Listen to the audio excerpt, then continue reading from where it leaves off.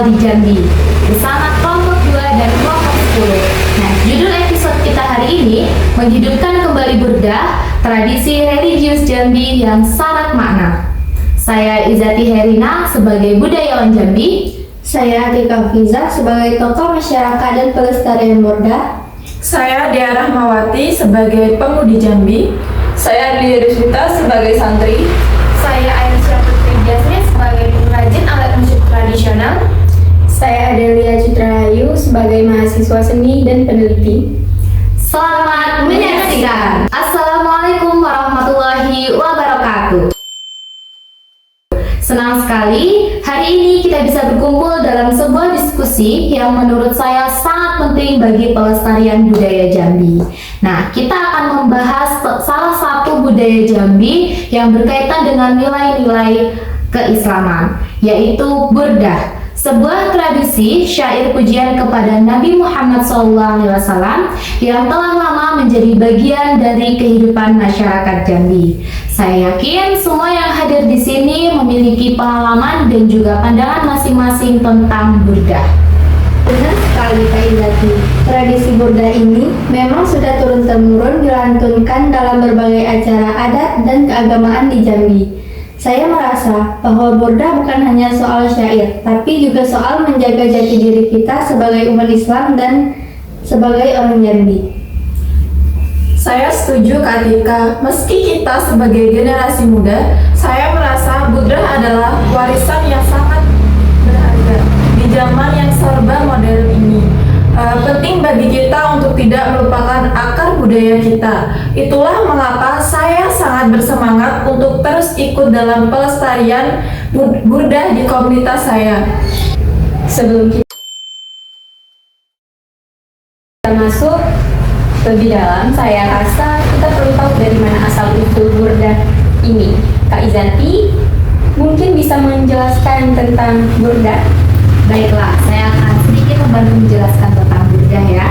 Burdah berasal dari sebuah syair panjang yang ditulis oleh Al-Busiri, seorang penyair asal Mesir pada abad ke-13. Syair ini merupakan bentuk puji-pujian kepada Nabi Muhammad SAW yang disebut qasidah burdah. Nah, di Jambi, syair ini diadopsi menjadi bagian dari tradisi lokal dengan gaya dan cara pelantunan yang khas. Biasanya dilantunkan dalam acara-acara keagamaan seperti Maulid Nabi, tahlilan, hingga upacara-upacara adat.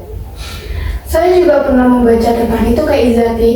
Menariknya, meski asal-usul burdah ini dari Timur Tengah, tetapi di Jambi tradisi ini telah berkembang dengan sangat unik dan menjadi bagian penting dari identitas ideal kita. Apalagi dengan alat musik tradisional yang mendukung burdah menjadi lebih hidup. Betul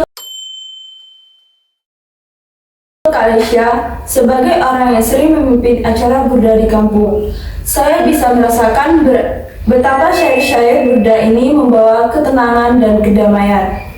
Bukan hanya soal pujian kepada Nabi Muhammad, tapi juga saran untuk memperkuatkan tali silaturahmi di antara warga. Setiap kali burdah dilantunkan, kita semua seperti terkait dalam suasana kebersamaan di doa. Saya juga merasa hal yang sama Kak Delia. Ketika burdah dilantunkan di acara-acara, rasanya suasana menjadi sangat hikmat dan mendalam, terutama saat maulid. Syair-syair burdah seperti menyatukan perasaan cinta kepada Nabi Muhammad dengan kebersamaan masyarakat. Tetapi saya penasaran Kak Atika, bagaimana generasi muda bisa memahami dan merasakan hal yang sama?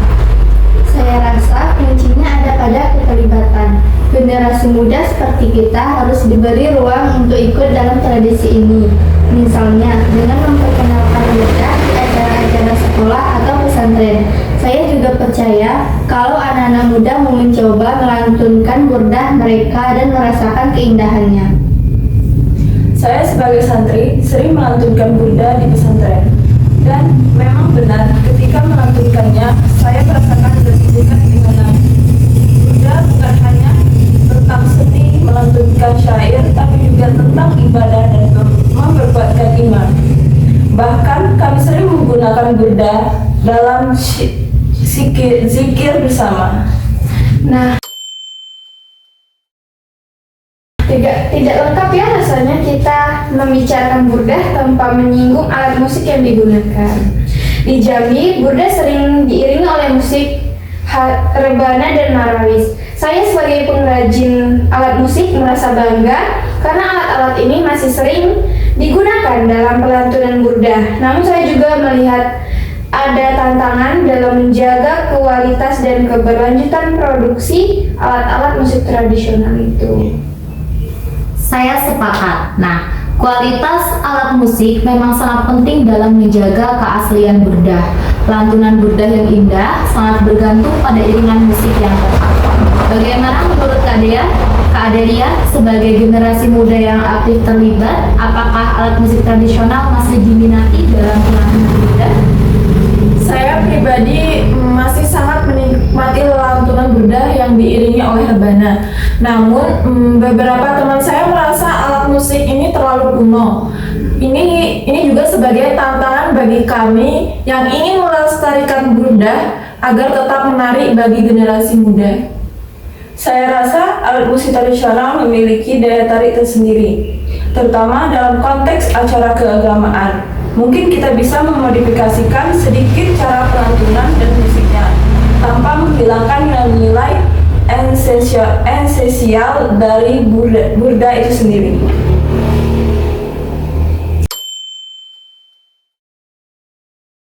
Tadi Kak Dea dan Kak Adelia sudah menyebutkan tantangan yang dihadapi burda di era modern ini.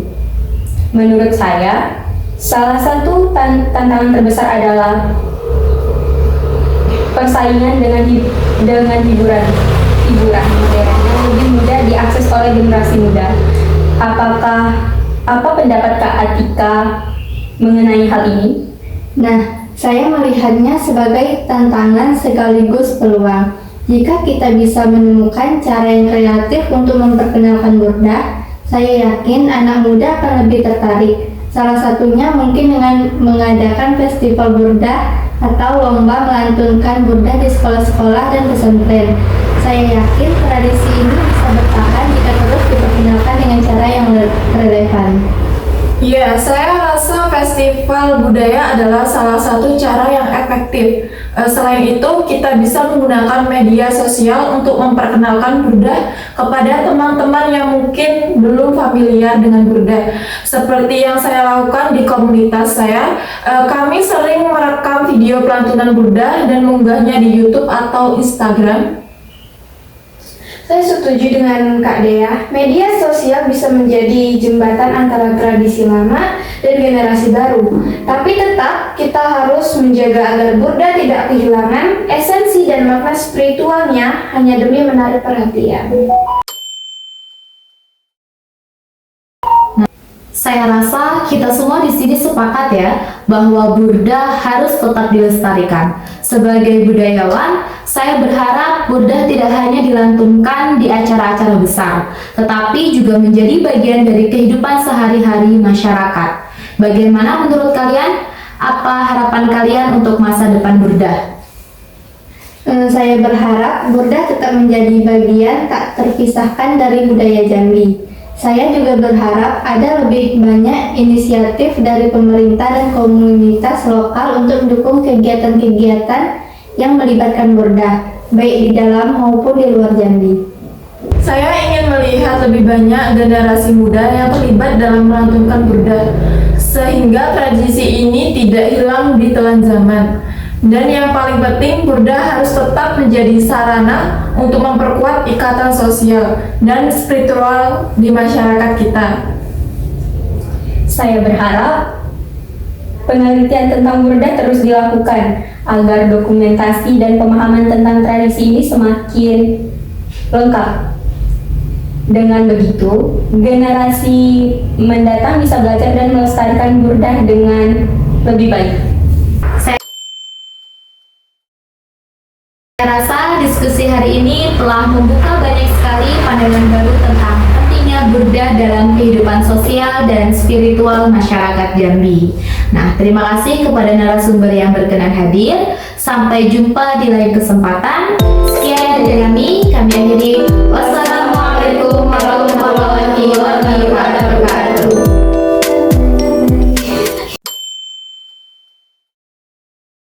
Zikir berda dimainkan semalaman. Iya, dahulu zikir berda dimainkan mulai pukul 9 sampai 4 pagi untuk menghibur masyarakat yang sedang memasak untuk acara besoknya. Zikir berda berisi syair pujian kepada Tuhan Yang Maha Esa. Syairnya sangat kental dengan nuansa Islam.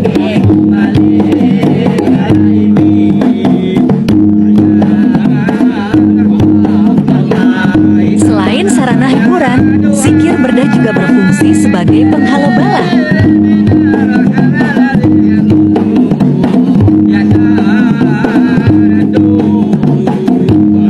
Tradisi lisan ini sudah berkembang lebih dari 3 generasi.